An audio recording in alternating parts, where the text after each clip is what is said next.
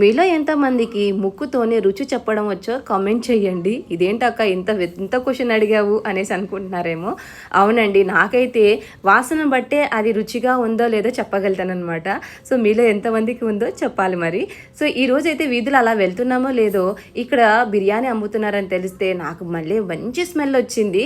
ఎప్పుడు నేను మా వారిని అడగనమాట. సో నాకేమో ఈరోజు తినాలనిపిస్తుంది తీసుకోవా అని అనేసి అంటే సరే అనేసి 4 లెగ్ పీసులు అలాగే చికెన్ బిర్యానీ తీసుకున్నాము. జోధ్పూర్కి వచ్చాక ఫస్ట్ టైం అండి ఇలాగ తినడము. టేస్ట్ మాత్రం చాలా బాగా నచ్చింది నాకు. మా పిల్లలకు కొంచెం స్పైసీ అనిపించింది కానీ నాకు మాత్రం సూపర్గా అనిపించింది. ఎన్ని రోజుల తర్వాత కడుపు నిండా తిన్నానా అని అనిపించింది అనమాట. సో ఒకసారి నేను ఇలాగే ఒకసారి ట్రై చేస్తేనేమో చికెన్ కర్రీ అన్నము కల్పించినట్టు ఉంది, అదేమో బిర్యానీ అన్నారు. ఎవరినైనా బిర్యానీ ఎట్లా ఉంటుందా అని అప్పటి నుంచి ఎప్పుడు తినలేదు. మళ్ళీ 3 సంవత్సరాల తర్వాత ఫస్ట్ టైము ఇంకా ఫుల్లుగా బిర్యానీ లాగించి కూల్ డ్రింక్ అయితే తాగేసాను. Bye bye.